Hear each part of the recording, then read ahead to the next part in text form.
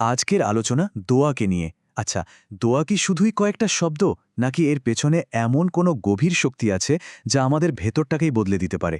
এই ব্যাপারটাই আমরা আজ তলিয়ে দেখব। প্রশ্নটা শুনতে খুব সাধারণ, তাই না? কিন্তু এর উত্তরটা কিন্তু আমাদের বিশ্বাসের অনেক গভীরে। ভাবুন তো, কিভাবে একটা সাধারণ ডাক আমাদের ভেতরে এতটা শক্তিশালী একটা আলোড়ন তৈরি করতে পারে। এটাই আমরা খুঁজে বের করার চেষ্টা করব। তো সবার আগে দেখা যাক দোয়া আসলে কি। এর একদম মূলে যদি আমরা যাই, তাহলে দেখব এটা হলো একটা সংযোগ তৈরির ব্যাপার। ব্যাপারটা হলো এখানে মাঝখানে কেউ নেই।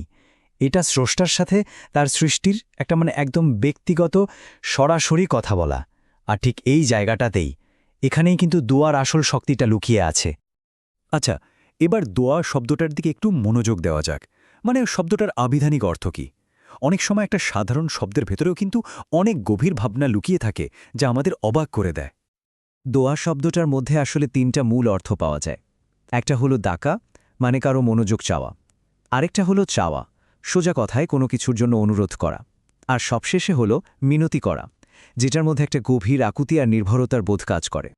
তাহলে এর মানেটা কি দাঁড়ালো? মানেটা হলো দোয়া কিন্তু চুপচাপ বসে থাকার কোনো ব্যাপার না।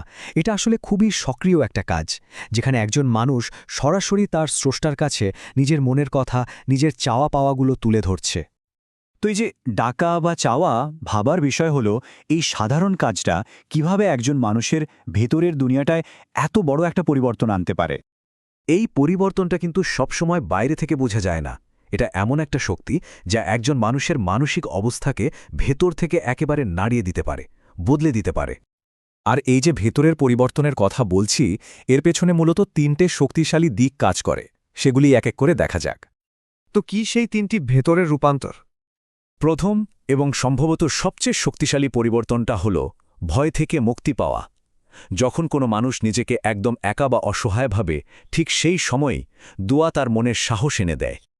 আর এই সাহসটা আসে একটা বিশ্বাস থেকে, আমি একা নই, আমার কথা শোনার জন্য কেউ একজন আছেন। এই বিশ্বাসটাই আসল শক্তি।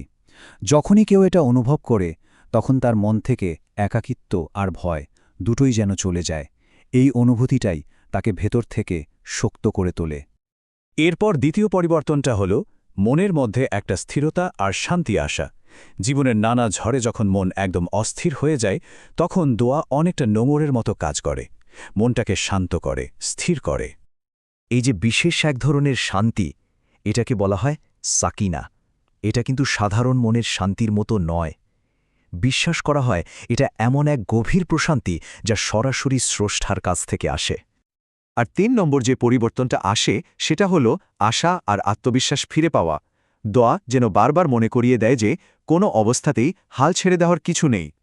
আর এই বোধটাই কিন্তু আত্মবিশ্বাস বাড়িয়ে দেয়। যখন একজন মানুষ বিশ্বাস করে যে সে যা চাইছে তা দেওয়ার ক্ষমতা স্রষ্টার ঠিক সেই মুহূর্তেই আছে, তখন তার ভেতরে নতুন করে আশা জাগে। তাহলে পুরো বিষয়টা যদি একবারে দেখি, যাত্রাটা শুরু হচ্ছে একটা সাধারণ ডাক বা আহ্বান দিয়ে। এরপর সেটা স্রষ্টার সাথে একটা সরাসরি সংযোগ তৈরি করছে।